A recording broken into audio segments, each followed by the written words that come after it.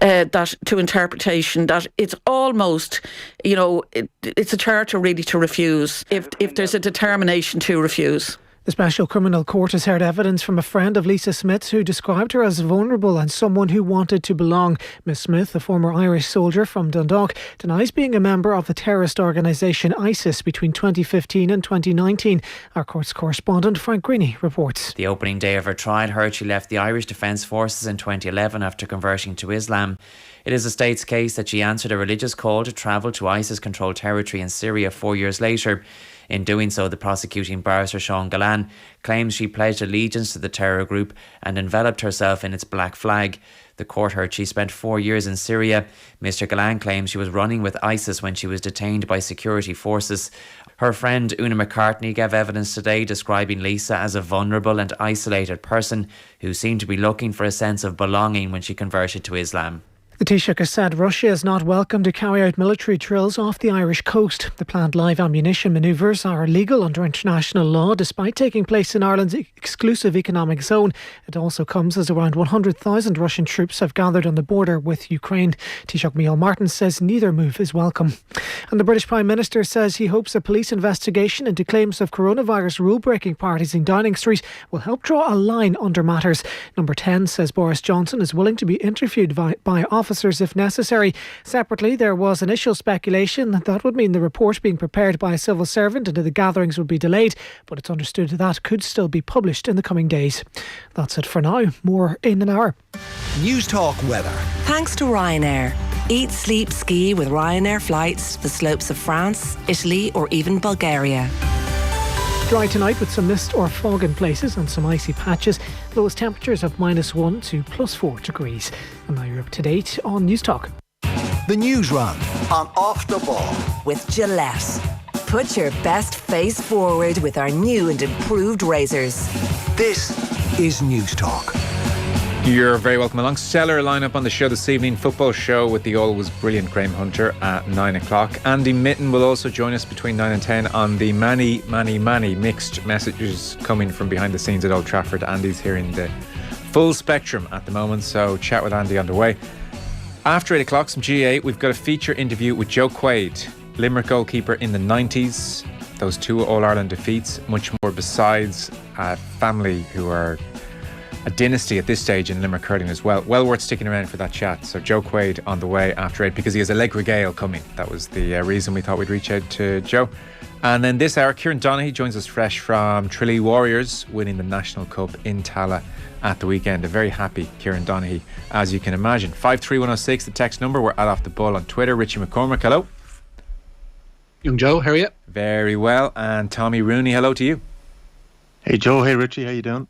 So, Tommy, big news. Season 2 of the Football Pod. You lost a character. I was going to say you killed off a character. It wasn't quite that. You lost a character from Season 1. So Andy Moran is stepping back. He has to manage Leitrim. So there was a vacancy. Now, I applied. Richie applied.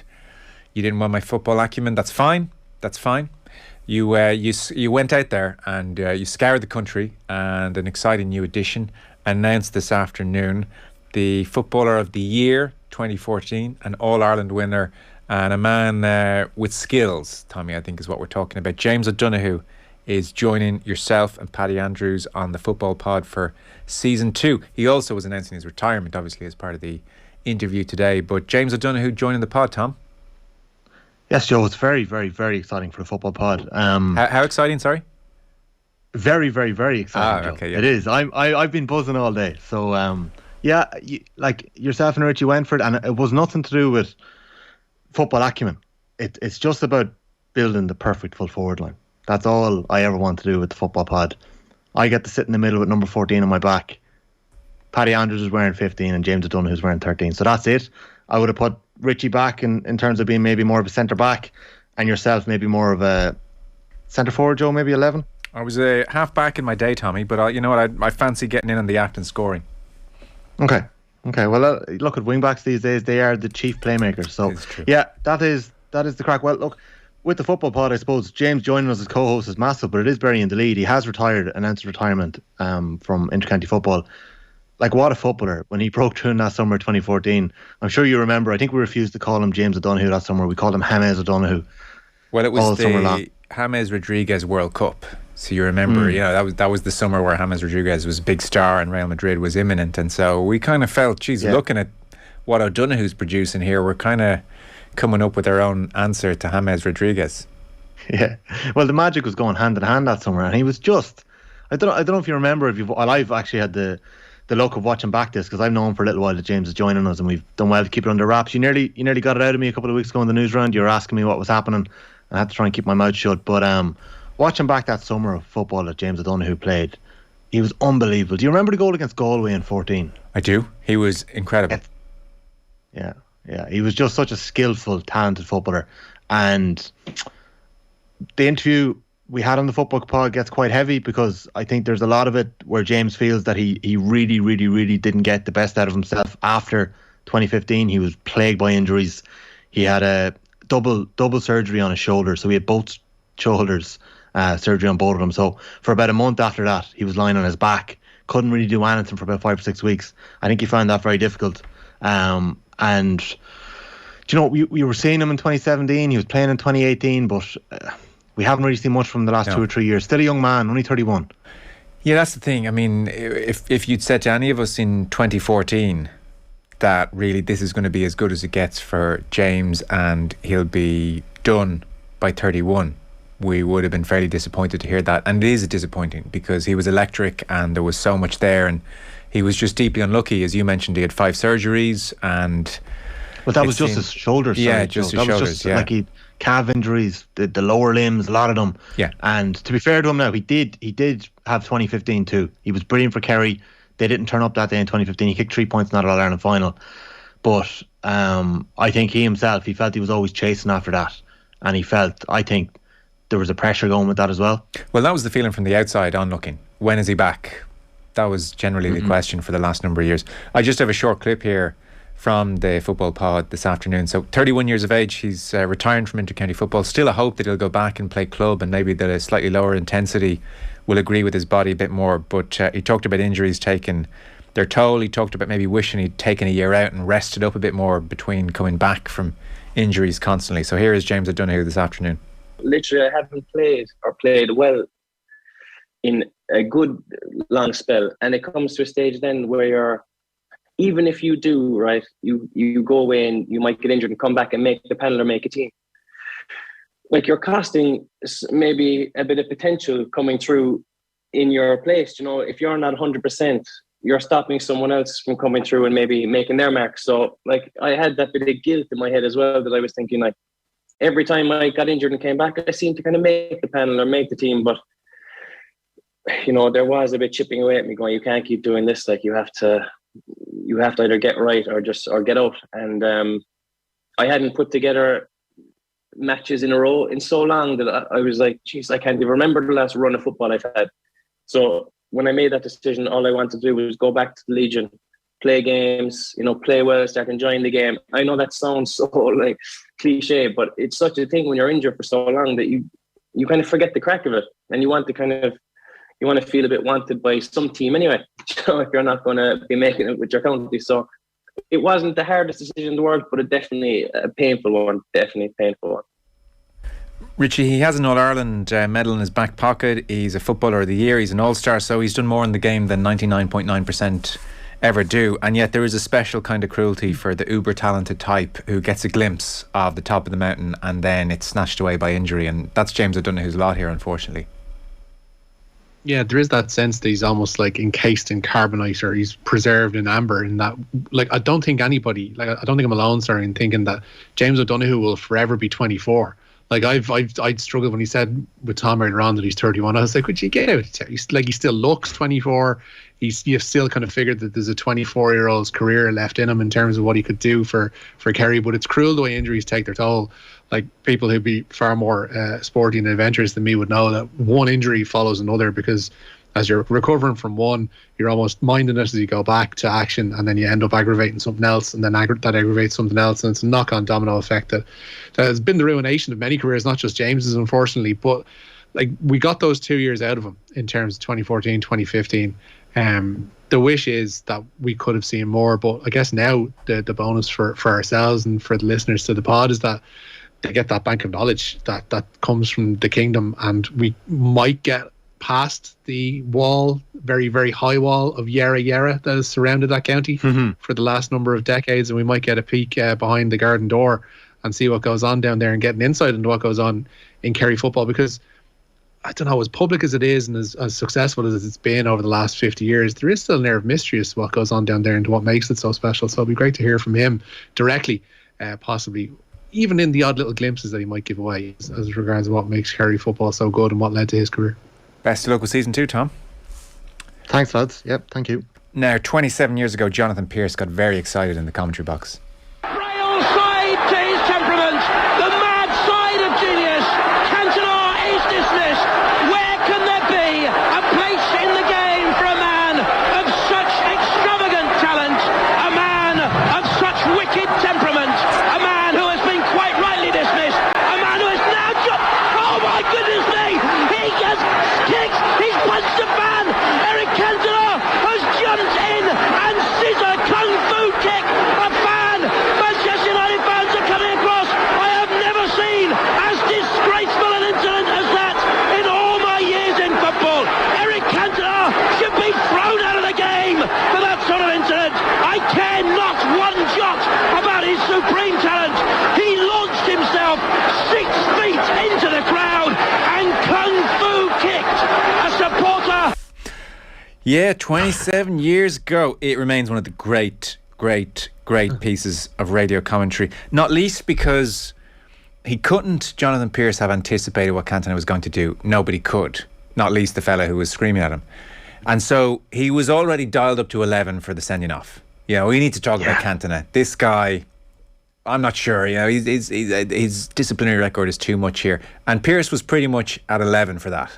And so he had nowhere to go, but he tried to get there all the same. I mean, he tried to get to 12, and it's just amazing. And I vividly remember being 9 at home, hearing about this on the radio, and the fallout. Tom, you'd be a bit too young to remember, but you can just only imagine. I mean, this culminates in Alex Ferguson on the back of a moped around Paris trying to keep Cantona in the game. You know, this is just one of the great soap operas, and it played out over months and months and months, and it was utterly unforgettable. So 27 years ago tonight.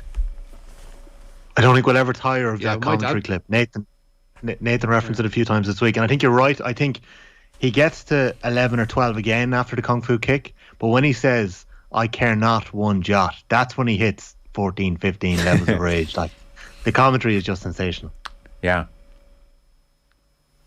I'll be honest, like, it's a surprise. Like, Jonathan Pearce, to be fair to him, I think anyone would agree, he's not somebody who would pass Noam Moyna's fitness test that was given out on the show last week. So to hear him reach 14, 15 and not suffer a coronary is quite something. Sadly, though, the holy grail of Jonathan Pearce commentaries remains elusive, and it's still not to be found. It was the night in 1993 when England were off in San Marino looking to win by 7 goals or more to maintain a hope of qualifying for the World Cup in the United States, and they famously conceded in the opening few seconds. And he had his opening spiel down. He was on for Capital Gold at the time. I know he was doing commentaries in and around then or before then with Bobby Moore. And he's saying, "Welcome to Bologna on Capital Gold with England versus San Marino with Tennent's Pilsner brewed with Czechoslovakian yeast for that extra Pilsner taste, and England are 1 down."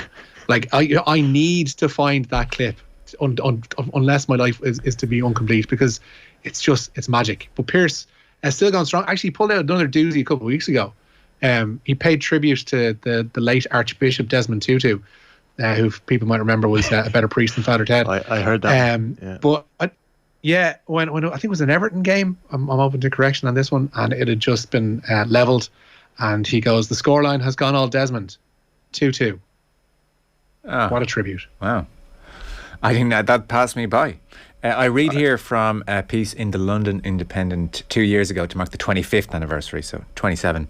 Not quite as special. We won't spend much longer on this, but my favourite paragraph in it is Eric Cantona was incensed, this is 25 years on, by the abuse directed at him by one Matthew Simmons, a man who, it transpired, had rushed down 11 rows of the stand for the express intention of bidding farewell to the United icon.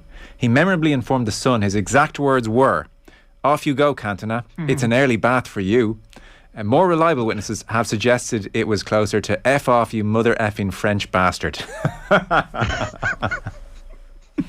It's an early bath for you, Cantona. And he overreacted. You know, it was just friendly advice. I think he's absolutely right. I think history has proved anything is that Cantona was absolutely right in that incident. Well, I mean, we should get moving. The Newsround is brought to you by Gillette. Put your best face forward with our new and improved razors. So James O'Donoghue news dealt with, and then, well, absolutely horrific news coming out of the African Cup of Nations last night, Richie. So you might bring people up to speed about the fallout. Yeah, the CAF president Patrice Motsepe says the inexplicable decision to keep a gate closed led to a crush that killed 8 people last night. The Alembe Stadium in Yaoundé has been stripped of this weekend's planned quarter-final at the venue. As a result, it will maintain, though, its semi-final and final status. 8 people were killed and 38 injured in the stampede. On the pitch, Senegal have progressed to the quarter-finals of the tournament at the expense of Roberto Lopez, Cape Verde. Sadio Mane scored the opener in a 2-0 win over the 9 men of Cape Verde. Bamba Dieng added a second in stoppage time. Lopez had to be taken off at half-time with a bout of food poisoning, graphically returning, it seems, on social media. But the worrying scene from that, of course, was Sadio Mane being taken off shortly after he opened the scoring there. He'd been involved in a clash of heads with Vozinha, the Cape Verde goalkeeper, who was red carded for his troubles. Mane seemed dazed at the time, stayed on the pitch, opened the scoring, but then was seen to collapse and had to be assisted off with a suspected concussion. The winners of tonight's meeting of Malawi and Morocco will meet Senegal in the quarterfinals. Morocco trail in that game by a 1-0 at 17 minutes played. Yeah, disappointment for Roberto Lopez. He was on the show in the last week or two. God, it's hard to remember the weeks. And it was great value, went down really well with people. I'm sure we'll chat to him when he's back now. So disappointment for him. As for the Stampede, Jonathan Wilson is out there reporting on, well, the tournament, but now certainly on this situation. So he's going to join us on the show tomorrow. So Jonathan Wilson will bring us up to speed about what went wrong here. I mean, I was about to say, could it have been avoided? I think that's fairly obvious, but just how this happened, I suppose, is the issue. So Jonathan Wilson will report on that for us on the show tomorrow. Meanwhile, we have world number 1 side coming to Dublin. They are, yeah. The Republic of Ireland are going to play Belgium and indeed Lithuania in friendlies at the Aviva Stadium in March. Belgium, of course, ranked number 1 in the world, but reports in their local media say they'll send an understrength squad to Dublin. Roberto Martinez prone to fielding squads of players with less than 50 caps for such occasions. 2 further friendlies are also planned for November. One of those will be at home, the other away, of course, as teams prepare for the World Cup. I still think, Tommy, even if it's just backup Belgian side and Lithuania aren't setting anyone's hair on fire, there'll be good crowds here because people are itching to get out and, well, support this Stephen Kenny team, I think, but also just get to games, not least at the Aviva. 100%, Joe. Down in Ennis the weekend, I think there was nearly 9,000 people at Clare and Limerick. You know, at the weekend, and it was actually mad. I've been living in Ennis for 2 years, and I've never seen cars spread out across the town the way they were. It must be like that for locals all the time, but in normal times. But yeah, there was 8,000-9,000 people. People are going to be mad to get the games. Like the Portugal game, I know Ronaldo was in town, but there was such a great buzz and everyone wanted a ticket for that in November, and I can't see it being any different over the next couple of weeks. Yeah, no, it'd be good. So that's in March. Meanwhile, we have interesting story, St. Pat's and Serie A. Yeah, Italian side Udinese are set to sign James Abanqua from St. Patrick's Athletic. The defender is likely to cost more than the €500,000 that took Gavin Bazunu from Shamrock Rovers to Manchester City, so it will be a record fee for a League of Ireland club. Abanqua will immediately be loaned back to Pats until the summer as he also completes his leaving cert. So quite a 6 months for the 18-year-old. Yeah, best of luck to him. Did you say, Tom, you went to the game or you were just in Ennis? No, I was only in Ennis. I was driving past it at the time. Actually, I should have gone to it, really. Should have. I was going. If you were at it, I was going to ask because by all accounts, Limerick were just cruising, as is their way. Yeah, I think it was quite close for the first 15-20 minutes, and then just the power of Limerick took over. I'm going to go on Sunday, I hope, to Clare and Offaly, get a look at some of the Offaly young lads this weekend in Division 2 in the football. That should be a good game. Be interesting to see how John Mahon and Tomas O'Shea, whether they throw in a couple of the under-20 winners from last year. Okay, very good. Meanwhile, Rich, you can't keep a good man down. No, and in the past few moments, this has gone from set to being confirmed. Watford have appointed Roy Hodgson as a short-term successor to Claudio Ranieri. The Italian, of course, sacked yesterday after picking up just 2 wins in 14 matches. Hodgson left Crystal Palace at the end of last season, saying at the time he wanted to take a break from the game. The 74-year-old visited the Watford training ground today and has been installed in time for the visit of Burnley. 10 days' time is when that game is going to take place. Not the first time he's worked under the Watford owners, the Pozzos. He has previously worked at Udinese for them, tying into the previous story there. So Roy is the new man for Watford. Yeah, speaks Italian, so be able to communicate quite well with him. High-profile appointment for Watford. I mean, they're a joke club at the moment for obvious reasons. It doesn't seem like a dreadful appointment, Roy Hodgson, 74 years of age notwithstanding. It's worth looking back at the last time Roy Hodgson worked with the Pozzo family back in 2001 at Udinese. Hodgson got in a bit of trouble. About 5 or 6 games into the season that year, he did an interview in an English paper, and he said that he made the wrong decision going to Udinese, that it was an extremely strange club. Right. And Gianpaolo Pozzo took a serious offence to that. He said he was shocked and hit in the heart by the coach's remarks, and that the club Udinese do not deserve those criticisms. And pretty quickly after that, Hodgson was out the door. So seemingly, Richie, the relationship has been repaired and they're on good terms now. Yeah, Roy is a man who can get along with anybody. I think if the circumstances are right, and he probably relishes the opportunity to get Watford out of trouble. Like, as regards them being a joke club, like, it's debatable and disputable, because they pointed to the fact that they've been in and out of the Premier League, unlike most teams, for the past decade. So their system, on a bizarre level, does work. I'm sure their fans would prefer something more stable and something to which they can cling a little bit more closely, and someone that they can relate to in the dugout. But it's like a 15th appointment by the Pozzos alone in the last few years. Like 15. The last couple of Premier League journeys have had 3 managers apiece in their top flight status. Yeah. So it's odd. I just wish for their sake that they could hold on to somebody. Like, it's a long time. Like, when you see one of their stands at Vicarage Road being called the Graham Taylor stand, and you think of how longevity paid off for him, both there and elsewhere, like, it just stands to the fact that something permanent would be something better for Watford in the long term. Right. But as long as they're staying in the Premier League, they won't care. The first thing the Pozzos did when they came in was sack Sean Dyche, who's obviously spent 10 years at Burnley, and as you said, 15 managers since then, since 2012. Like, it is crazy. Like, whatever about staying up, it is insane. It's a mad way of doing business. Yeah, it's terrible. I'd hate to be in that dressing room. And Pat Nevin on last night's shows, we were touching on this briefly, and he was saying what happens in those circumstances, and he's been involved in a few of them, is players just become incredibly selfish. They're not invested in the club really. They just want to make sure they're getting paid, and they're doing it all for themselves, more so than they would be elsewhere. I know there's a degree of that in professional football generally, but it all becomes a bit soulless. I mean, could you imagine being the new manager at Watford? Would you even bother going in and giving a rally the troops speech? They've just heard this every 3 months for the last decade. I mean, they're just looking at the floor as you're saying, guys, let's build something special and let's come together. So they're just rolling their eyes at each other saying, here's another dead man walking. So let's see how Roy does. That could be very interesting, and he has the experience, I guess, to handle odd situations. So Celtic fans of a certain vintage would have noted this news, Richie. Yeah, tributes paid today to the former Celtic manager Wim Jansen, who has died at the age of 75. The Dutchman led Celtic to the Scottish title in his only season in charge in 1998, preventing Rangers at the time from winning 10 in a row. He also signed Henrik Larsson to the club in 1997. Decent player back in his day as well. Jansen playing in the 1978 World Cup final with the Netherlands, having been part of their squad 4 years previously. Do you mind, just before clock's against us, this Egan Bernal story is extraordinary. It is, yeah. The 2019 Tour de France winner has undergone successful spinal surgery in his native Colombia. Bernal sustained a fractured vertebrae, a fractured right femur, a fractured right patella, chest trauma, a punctured lung, and several fractured ribs after crashing into a bus at the weekend. The Clínica Universidad de la Sabana in Bogotá says neurological function has been preserved, but they'll try to wake him little by little, they say, in the coming days. He remains, of course, in intensive care following that smash. Yeah, shocking. And was he on his bicycle when he crashed into the bus, or was he in a vehicle? Yeah, they were doing Ineos Grenadiers were doing training exercises up around the area, and however he came to collide with the back of the bus. There is a picture up on social media, and you can see it as well up on OTB Sports. There's a serious dent in the back of that bus, and he's laying prone on the ground behind it.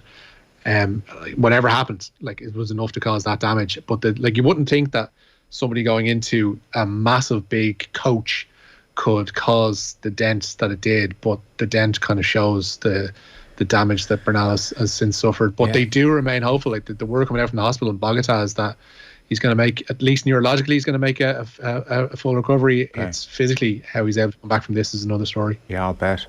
We're out of time. Richie, thank you. Nice one. Cheers. Tommy, best of luck with season 2. Exciting time. So we're up and running every week from here on in, Tom, is it? Or when are you getting started? Yes, that's it, Joe. We released the podcast on all platforms today, so it's available everywhere. It's on YouTube as well if you want to watch it. But from next week going on, it'll be on the OTB Sports app first on a Tuesday, exclusively first in the OTB Sports app, so you can get it there first. And then from Wednesday, it'll be in the other podcast app. So just search for the Football Pod and you can listen to James O'Donoghue and Paddy Andrews every week. And Tommy Rooney, come on. Good man. And best of luck with it. Thanks, Joe. Cheers. Bye-bye. Your chance to win big. News Talk's Cash Machine. Now, yet again, we've had no winner in our News Talk Cash Machine, so it's another rollover and the prize money has been bumped up again. So we're at €58,451, 83 cents, now up for grabs. If you entered over the past week, don't worry, you're still entered. If you want to enter, text the word play to 57599 and you're entering across the Go Loud network of stations. Barry Dunn will make a call tomorrow once your entry is in by 3 o'clock. If your phone rings, answer within 5 rings, tell him the exact amount in euro and cents and we'll pay